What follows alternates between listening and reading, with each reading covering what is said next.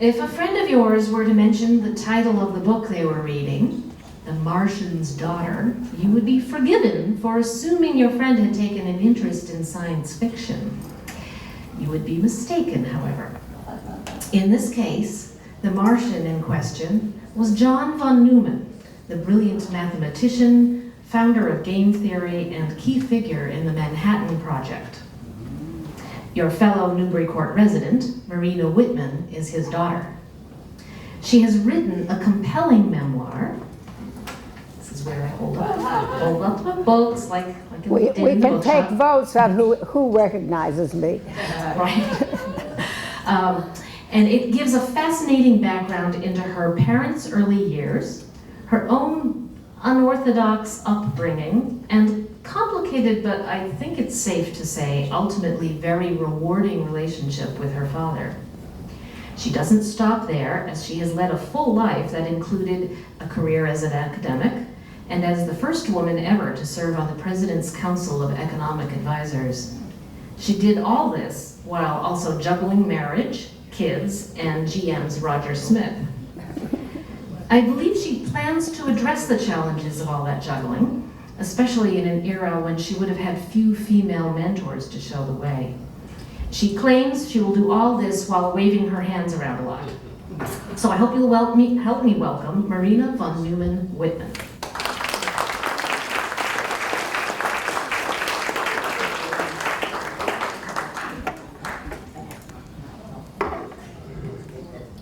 Thanks so much, Jill, and thank you all for coming. You've heard me before on a very different subject, which was Trump trade and tariffs, and all I can say is that's getting crazier and crazier by the day. But so I thought what I would do, and I know some of you have read my book, which is in the South Library, so this will of necessity be repetitive, but I guess you knew what you were in for. I thought I would first read the prologue to the book, which is the first 5 pages, which is pretty dark. And then, to lighten the atmosphere, I will tell you a few anecdotes about my career in an age of transition, if you like. So first, the prologue. And let me know if I'm not doing what I should do with the microphone.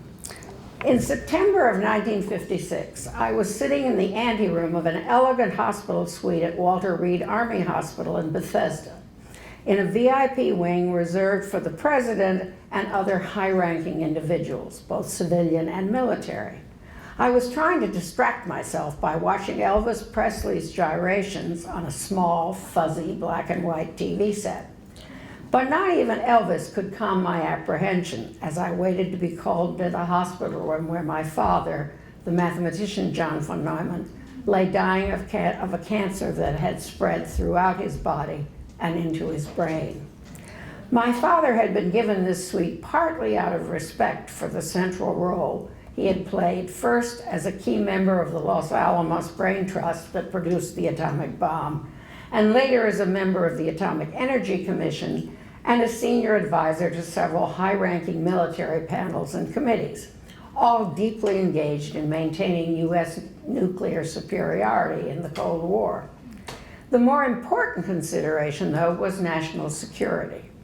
Given the top-secret nature of my father's involvements, absolute privacy was essential when, in the early stages of his hospitalization, various top-ranking members of the military-industrial establishment sat at his bedside to pick his brain before it was too late. An Air Force colonel who had been closely involved in the super-secret development of an ICBM, an intercontinental ballistic missile, was assigned as his full-time aide. 8 airmen, all with top-secret clearance, rotated around the clock. Their job was both to attend to my father's everyday needs and, in the later stages of his illness, to assure that, affected by medication or the advancing cancer, he did not inadvertently blurt out military secrets. I hadn't seen my father since the spring vacation of my senior year in college, the preceding April. My final exams and June graduation had been followed only a week later by my wedding at my mother's home in Long Island, which he had been too ill to attend. Right after I changed out of my wedding gown, my new husband and I had set out for the wilds of Maine, already a day or two late for the beginning of his summer job as the director of the junior division of a boys' camp. There we had lived in our own little honeymoon cabin in the woods and had quickly become Mama and Papa Woodchuck to his 8 and 10-year-old charges. We had a big wooden plaque that said Mama and Papa Woodchuck. Unfortunately disappeared in the move. Surrounded by the campers' energy during the day and the tranquility of the Maine woods at night, the world we had left behind seemed very far away. Now I was returning to a particularly grim reality. I had been spending the past few months on an emotional high of academic triumph and newlywed bliss, while back in Washington, my father and stepmother had been struggling every day with the disease that was destroying not only his body, but even more unbearably his mind. To compound my guilt, I knew only too well my father had been deeply upset and disappointed by my insistence on getting married so young. He feared that such an early commitment, particularly to an impecunious young English instructor at Princeton, would thwart my own opportunities for intellectual and professional development, miring me in the full-time domesticity that was expected of married women in the 1950s. In letter after letter, he often expressed in writing feelings he could not bring himself to talk about. My father had begged me, don't tie yourself down at such an early age, and thus throw away any chance of fulfilling your own talents. My father had already been hospitalized and unable to walk when I had last visited, but his mind had still been in high gear. My stepmother had kept me posted during the summer regarding the inexorable advance of his illness, so I thought I was prepared. But I couldn't entirely conceal my shock when I entered the room and leaned down to kiss him. Tension and awkwardness choked my voice as I murmured, "Hello, Daddy." He looked small and shrunken in the bed, and though he still spoke in the clipped, analytical manner that had always defined him, his sentences were short and focused almost exclusively on his own condition. Terror of his own mortality had crowded out all other thoughts. After only a few minutes, he made what seemed to me a very peculiar and frightening request from a man who was widely regarded as one of the greatest, if not the greatest, mathematician of the 20th century. He wanted me to give him 2 numbers like 7 and 6 or 10 and 3, and ask him to tell me their sum. For as long as I could remember, I had always known that my father's major source of self-regard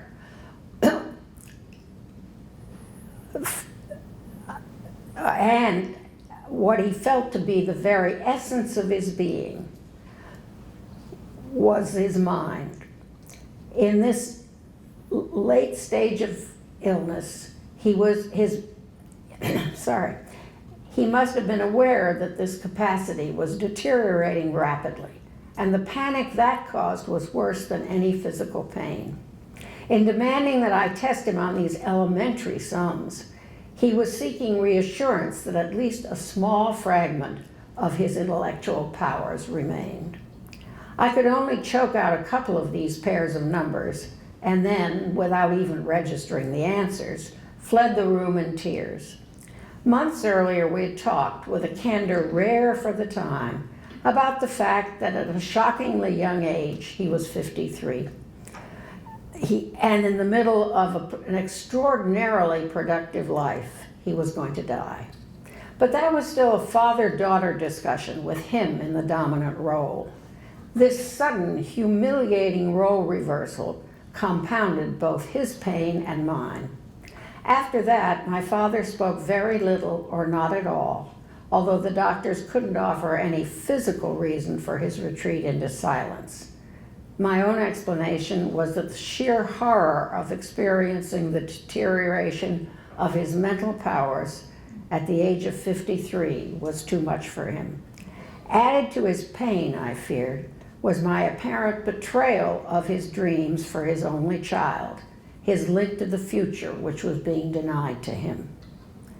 My father had been shaped by, and then played a central role in, the defining events of the first half of the 20th century.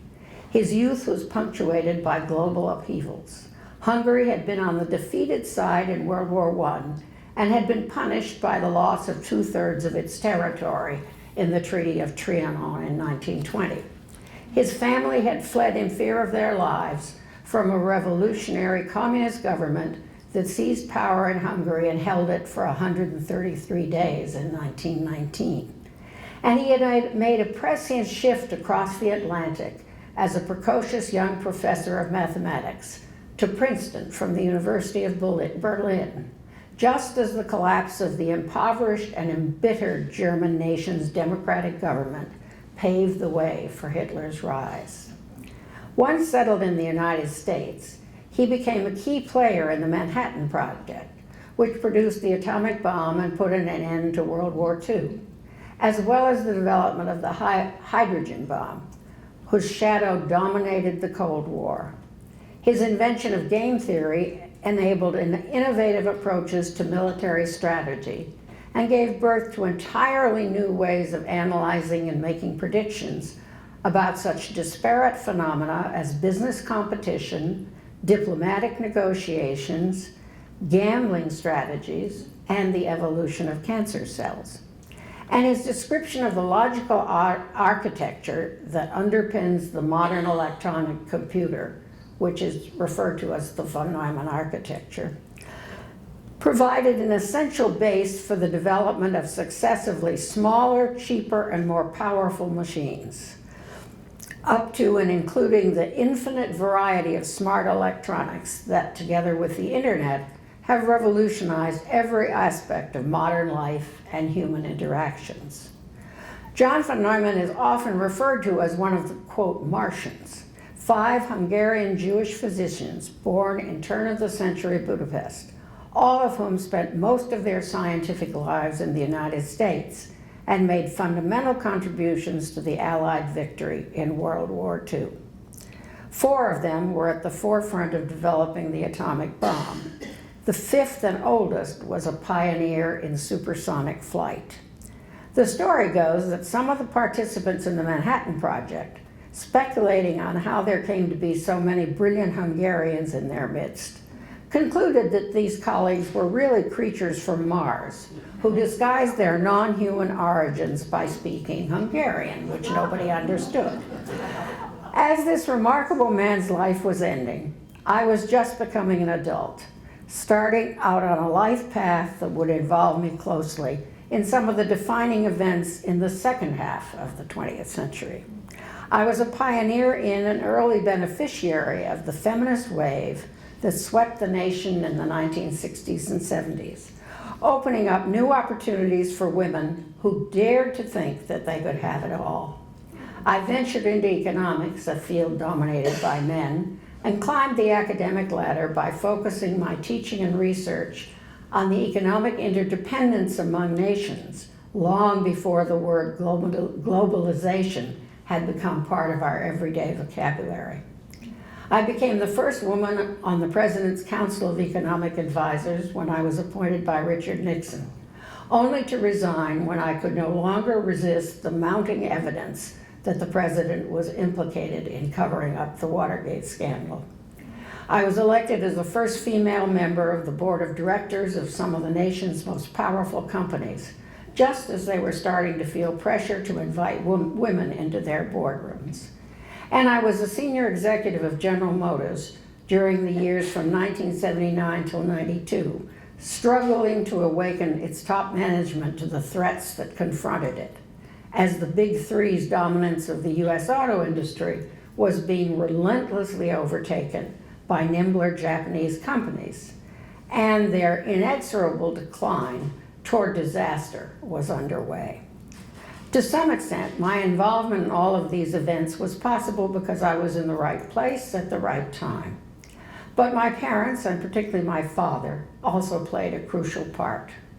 The example he set by his life, the environment in which he embedded my adolescence, his expectations of me, and my responses to those expectations were all critical in shaping my own life. Were it not for his oft-repeated conviction that everyone, man or woman, had a moral obligation to make full use of her or his intellectual capacities, I might not have pushed myself to such a level of academic achievement, or to set my sights on a lifelong professional commitment at a time when society made it difficult for a woman to combine a career with family obligations. If I had not grown up in the cosmopolitan atmosphere of a family dinner table, around which gathered some of the greatest minds of the 20th century, I might have been less attuned to the economic and political relationships among nations that became the focus of my academic career.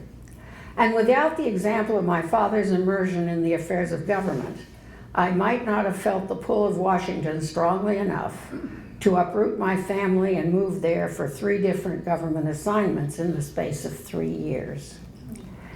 Yet perhaps the most powerful motivator of all was my determination to escape from the shadow of this larger-than-life parent, my desire to prove him wrong in his fear that my early marriage would thwart his hopes and ambitions for my own future. I was determined to prove that his expectations for my intellectual and professional success and my own for marriage and children with the man I had fallen in love with as a teenager need not be mutually exclusive. With every new achievement in my life, with every barrier broken, came an overwhelming urge to say to my father, "You see, I defined you by doing what I wanted, but I'm also doing what you wanted me to after all." The evidence of his mental disintegration that overwhelmed me in that hospital room brought home the finality of my father's untimely disappearance from the scene just at the beginning of the computer age that owed so much to him. It was also the moment that catapulted me into adulthood, into a life whose shape bore the strong imprint of my heritage and the expectations it carried with it. Now, for some of the anecdotes. And most of them relate to my professional life, but I can't resist telling one about my mother. And I guess it has to do with the way young girls were seen and expected to look and behave like in those days. And I was about 16, and I was going to some big party. And unfortunately, I had a horrible case of poison ivy all over my face. Somebody had burned the stuff, and it got in the air. And so I was all kind of scaly. And my mother worked terribly hard to make me presentable. She put makeup on, and she did my hair, and she bought me an extremely pretty dress. I can still see that dress. And when she had finished with all her work, she stood me back like this and looked at me and said, "Jesus Christ, I'm glad I'm not 16.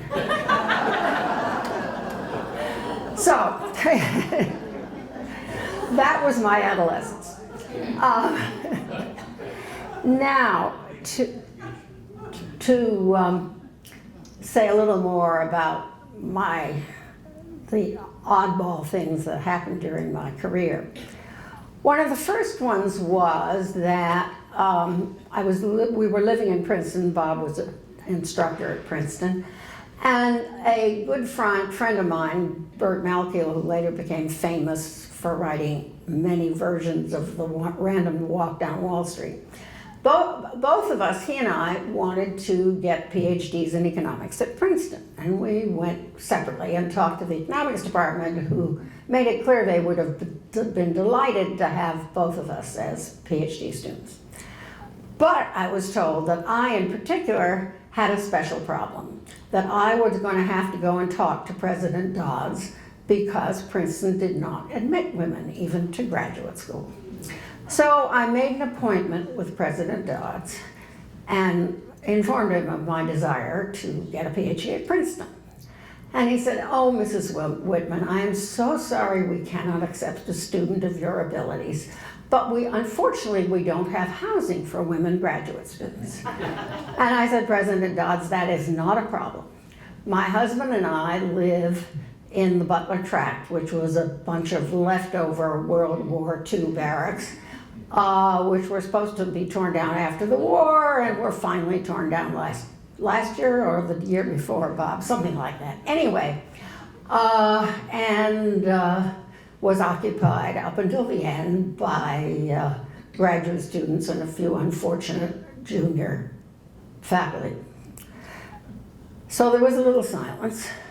And then President Dodds said again, "Oh, Mrs. Whitman, I do regret that we cannot accept you for the doctorate, but unfortunately, we simply don't have enough facilities for females."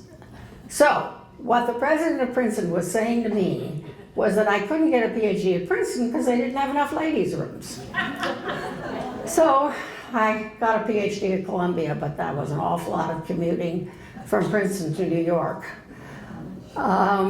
And later, I became a trustee of Princeton, you know, living well is the best revenge. And Bill Bowen, who had brought me on the board, said, "Why don't you go to see Harold Dodds and talk to him about his decision?" And I said, "Look, here's President Dodds. He's in his 90s. He's in a retirement home. And you expect me to go and tax him with the fact that 30 years ago he didn't admit me to Princeton? No, I'm not going to do that." Okay, so as I say, I got on the train and went to Columbia and got a PhD. Then we moved to Pittsburgh because Bob took a job there in the English department where he taught essentially all of his academic life. And I trailed along, and through a variety of circumstances, I found myself as an adjunct faculty member teaching an evening course in econometrics.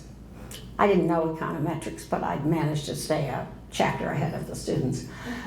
But in those evening courses, usually were middle-aged, middle management sort of people who were hoping through getting a master's degree to get a promotion or a raise in salary or something. And they would come to these evening classes after a full day's work, and they surely would have rather been home having dinner. And so they were not a wildly enthusiastic group. So the first day, and I was by far the youngest person in the room. I think I was all of 25 or something. So I was standing at the podium sort of fiddling. I'd never taught before, so I was somewhat apprehensive. And suddenly a gray-haired man in the first row looked up and said, "Excuse me, are you the teacher?" And I said, "Yes, I'm Dr. Whitman," or whatever. And he said, "Oh." And there was a little silence. And he said, "That's going to take some adjustment." He said, "Because you know, at US Steel, we don't pay women to think." And of course, he was stating an absolute fact. But I'm quite sure that he believed that the C he got in the course was because he had been so inappropriate. The truth is, he barely earned the C, but never mind. And then I was nominated by the president to become a member of the Council of Economic Advisors. And we were living still in Pittsburgh. And it was the middle of February, and I got a call from the White House saying, "Come to the White House at 11 o'clock tomorrow morning because the president is going to announce your appointment." And frankly, he wanted to make as much of it as he could that he was appointing a woman to this job. So I said, okay. Unfortunately, a blizzard started. And it became increasingly unclear whether planes were going to fly in the morning or not. So finally I said to Bob, you know, maybe we better just go down to the bus station and take a bus because they always get through. So we trundled down to the bus station, and eventually a bus came in about 45 minutes late. And it turned out that a woman on the bus had had an epileptic attack. And by the time they had gotten her and her child off in an ambulance, the bus was an hour and a half late. But there was still plenty of time, I thought, to get to Washington. Well, the bus trundled up the mountains. There's quite a range of mountains between Pittsburgh and Washington. And it got stuck. And there we sat on top of, what mountains are they, Bob? The Appalachians, okay. And we sat, and we sat, and we sat, and we sat, and I was getting more and more nervous.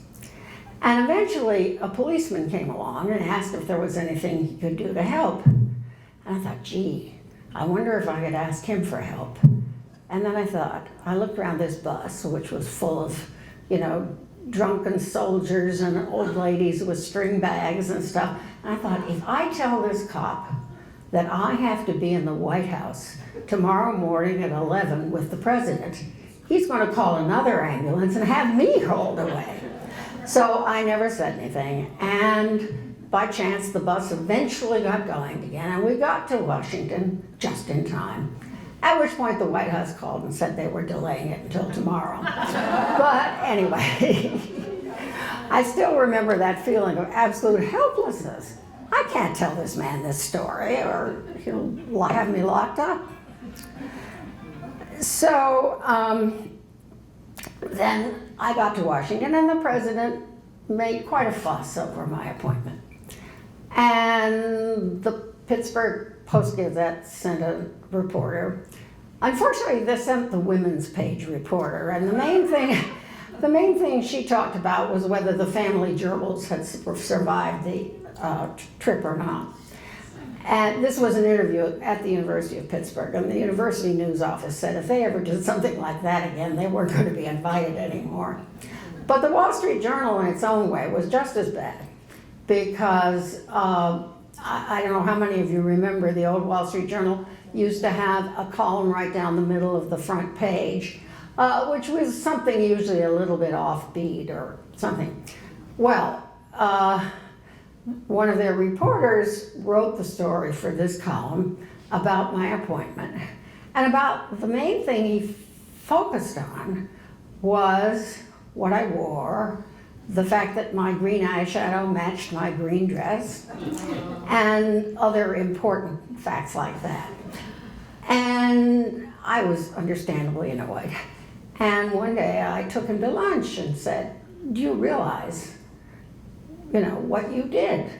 Oh, he said, don't tell me. He said, my female colleagues have been all over me. I thought I was just trying to introduce a little levity, but apparently it wasn't seen that way. And actually, we actually became quite friendly, but it was a bad start.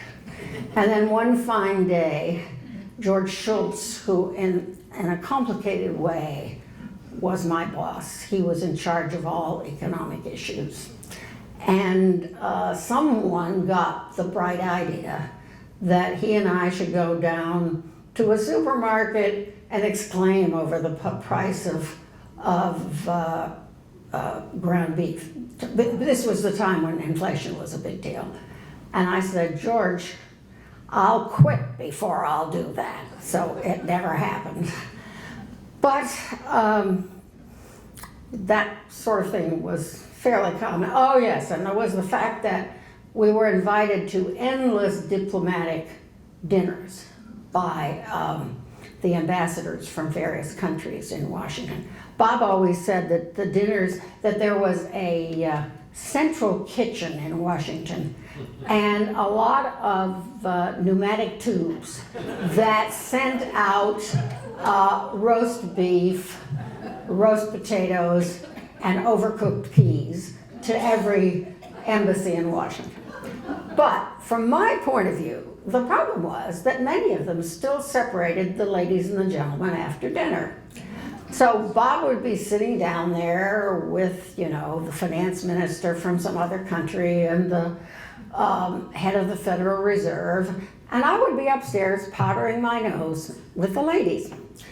And finally I said to my secretary, look, ask them when they invite, when you return the RSVP, ask them if they do this.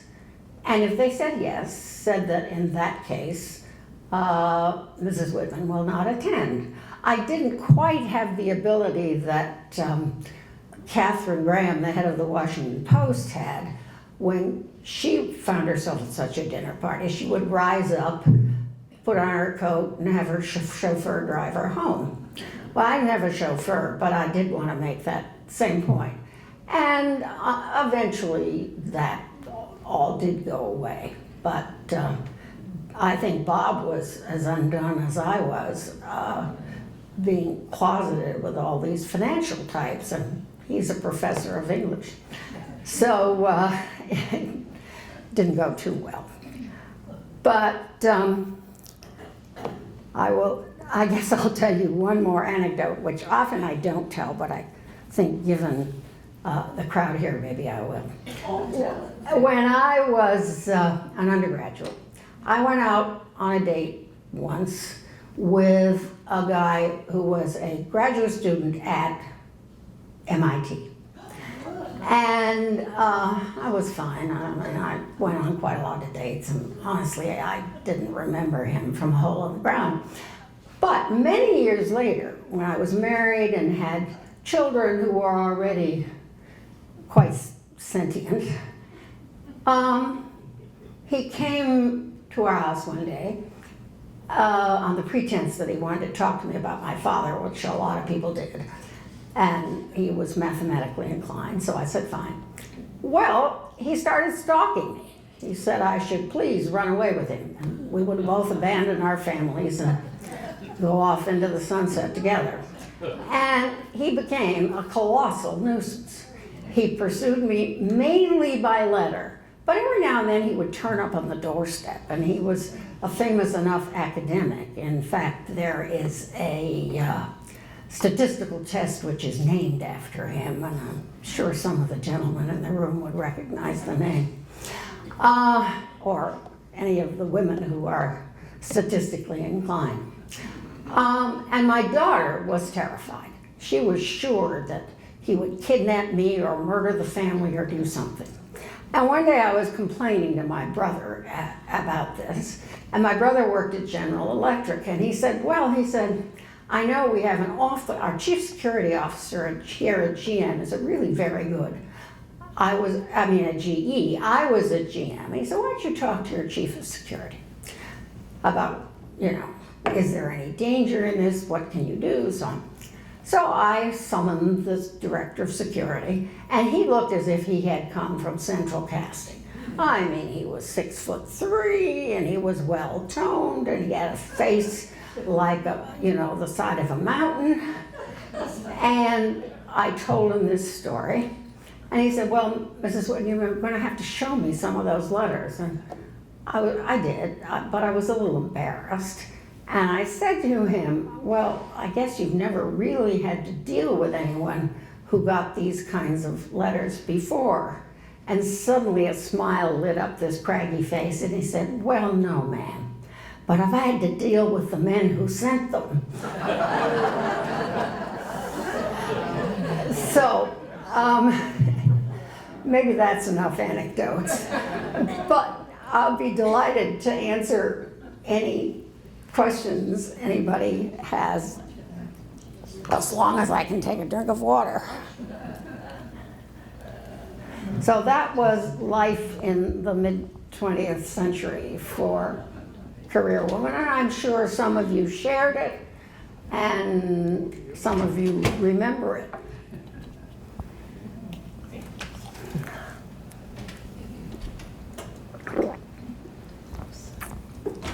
Marina, I'm Perry Smoot, your neighbor across the hall.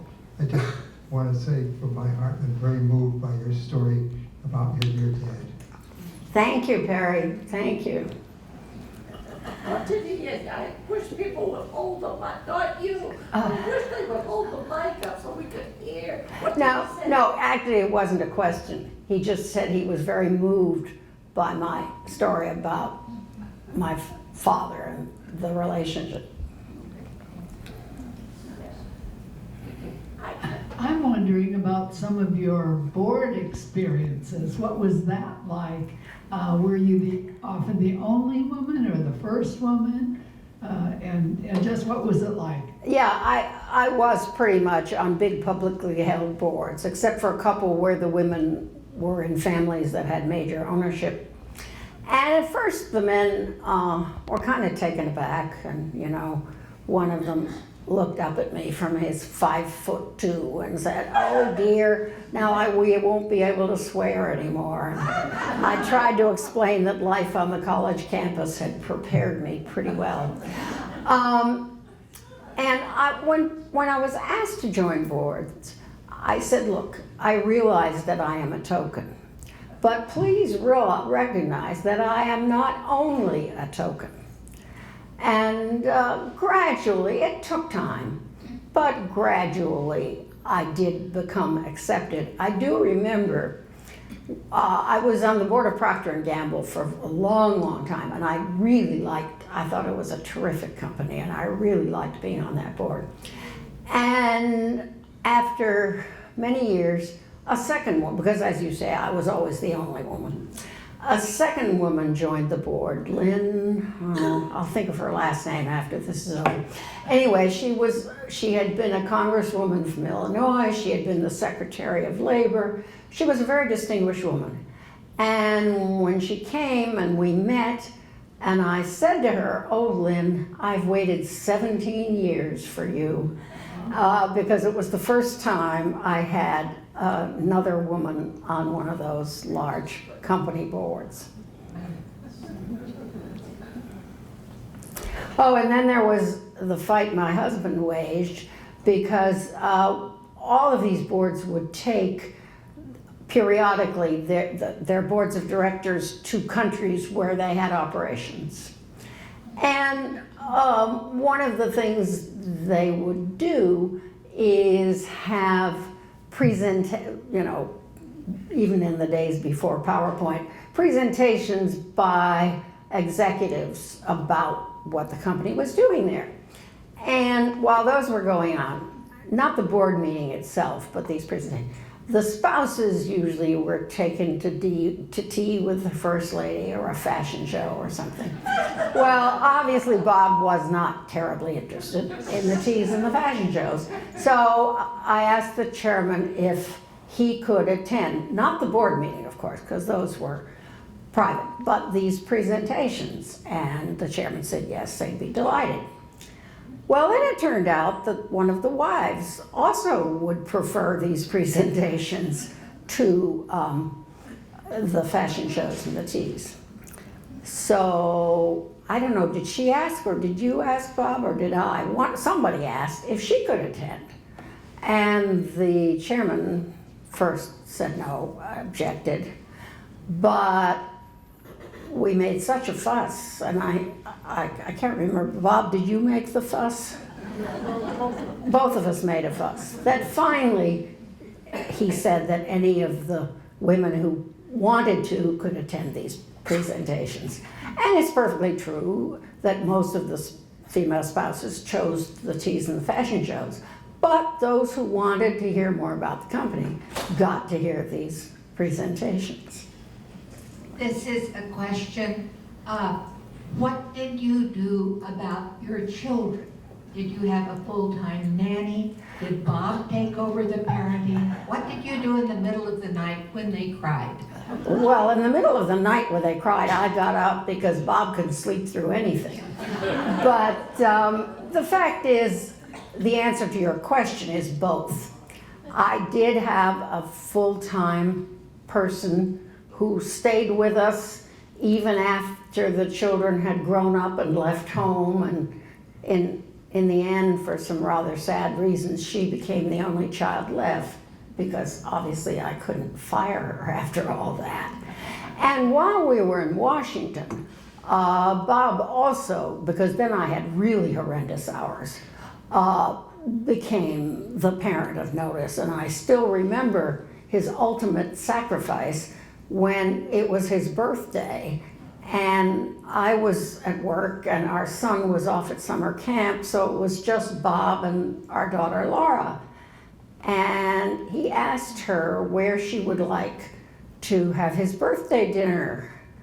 And she told him, and Bob got to celebrate his birthday in Chuck E. Cheese, was it?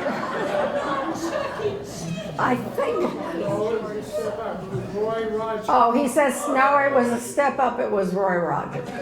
So Bob was doing work of his own. He was doing research on what later became a book that he wrote. But the fact is that he did more than half the parenting in those Washington days. At other times, my hours weren't quite as insane. And as I say, I was the one who got up in the middle of the night. Oh, it's up to Jill.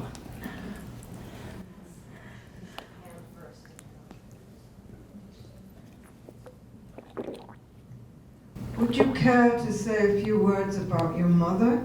She sounded an extraordinary person who helped other women with computing, etc. I've read your book. Yeah, well, actually, don't confuse my mother and my stepmother.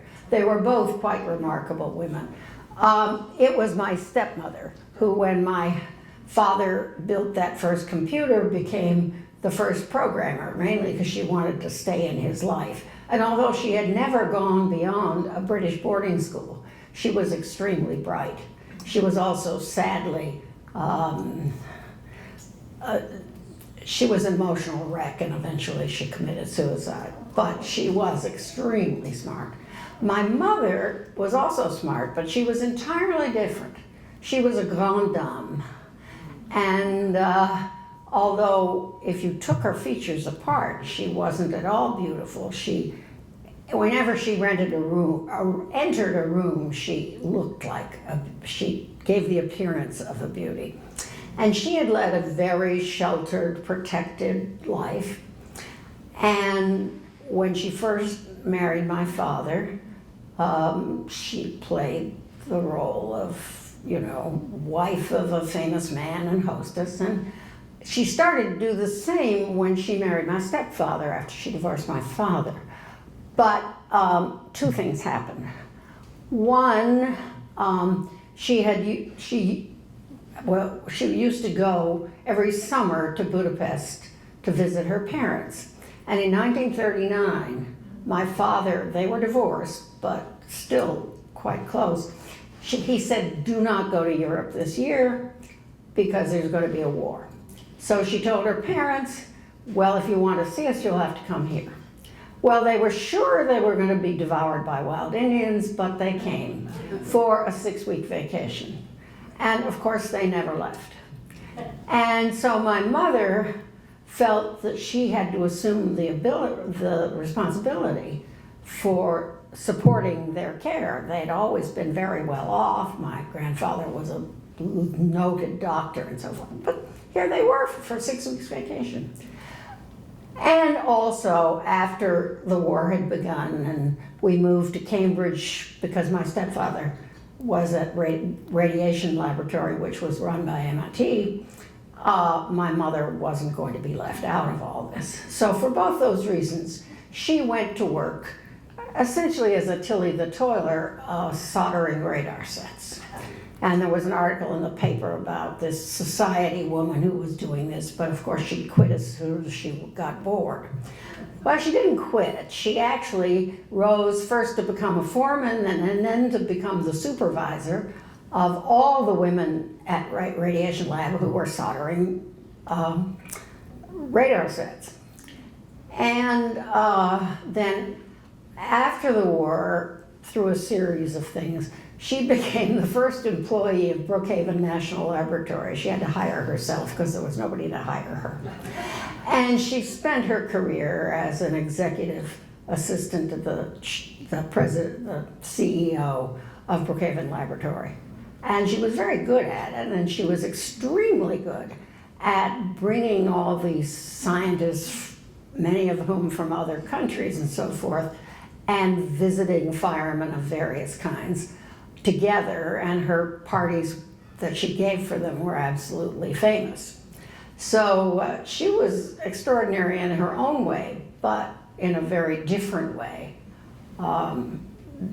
than my stepmother, who, as I say, focused very much on what my father was doing and being a part of it.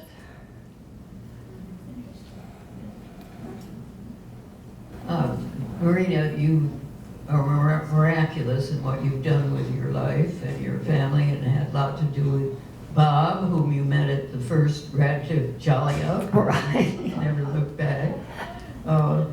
You've been so important in the whole women's movement in very definite, constructive terms, and have broken the glass ceiling many times. What do you see for the future for women, and how does the Me Too movement?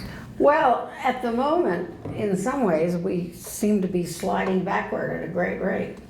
I remember a few years ago when my granddaughter was 16, I think, and she was a very good student and very engaged in the world. And one day I said to her, "Lindsay, what do you know about the war on women?" And she said, "Huh?" And I said, "Does the term Roe versus Wade mean anything to you?" And she said, "What?" And I said, "I think it is time you and your friends woke up and smelled the roses." And of course, now that she's 19, nobody needs to remind her about waking up and smelling the roses. Obviously, the role of women has changed very substantially. I mean, all those anecdotes I gave you probably would not occur today. And so there's still plenty of barriers, but they're far more subtle, and they are not enshrined in law, by and large. But, and now, of course, you have these phenomena like more women are graduating from college than men, and there's a certain amount of concern and backlash about that. But, and the Me Too movement clearly is coinciding with some very backsliding activities in Washington and in some of the states, may I say. The states are wide apart on how they behave toward women's issues. So it's a very mixed bag, and I'm trusting my granddaughter, who's now a pre-med sophomore in college, that, you know, she will continue to smell the roses and carry on.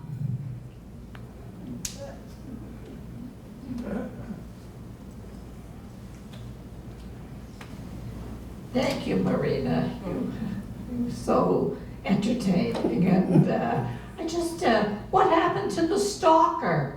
Oh, well, actually, I read a couple of years ago that he died.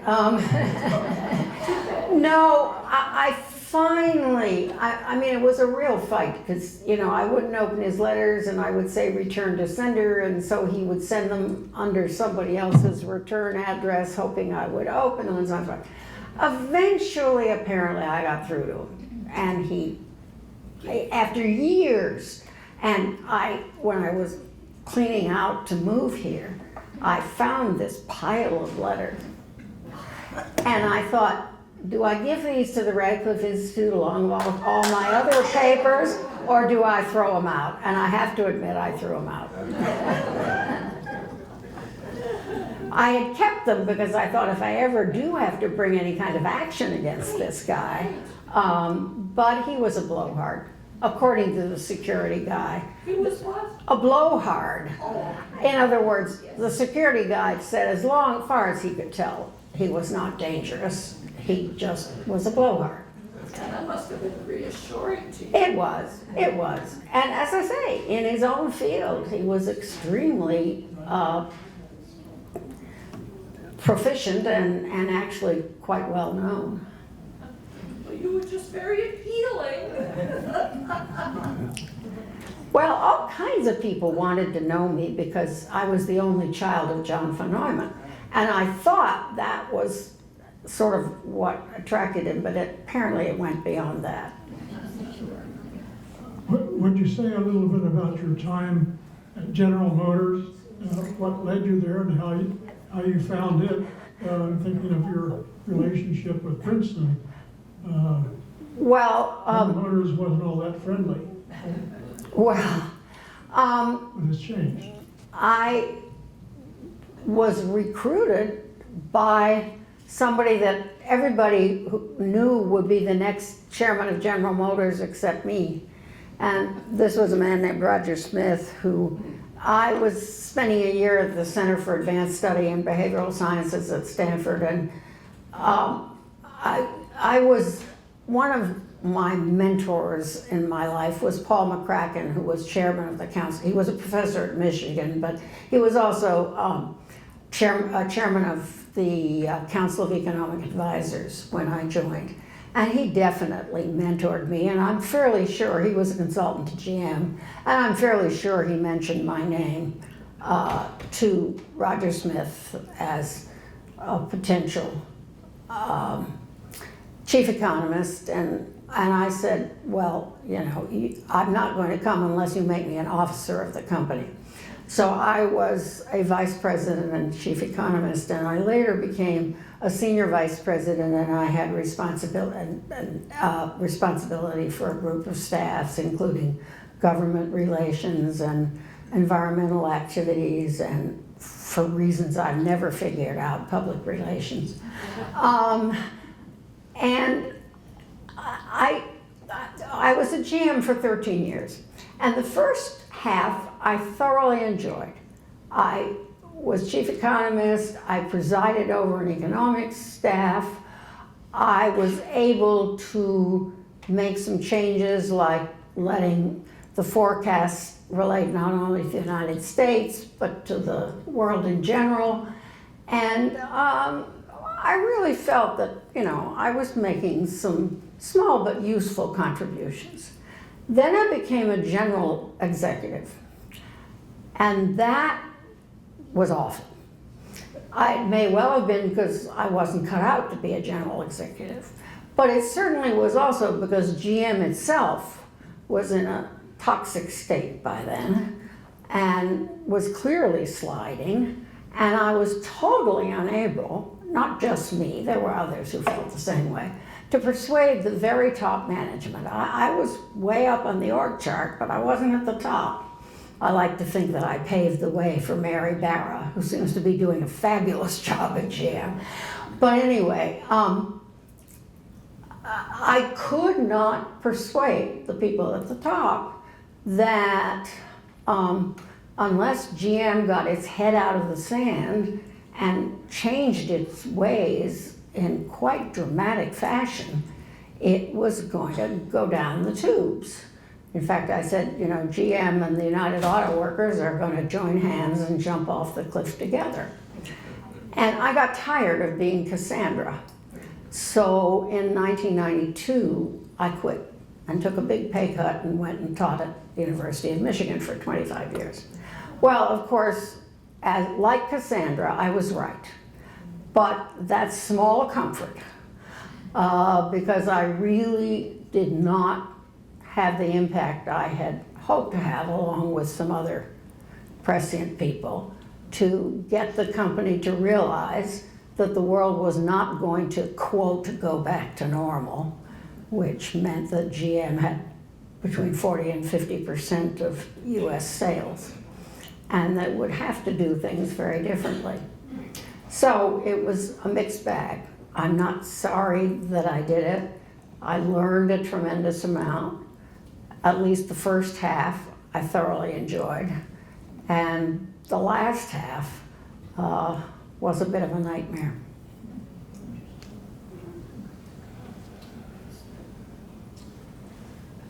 Anybody else? Yeah, I guess we just about did it. Thank you, Marina. You're very welcome. Thank you all.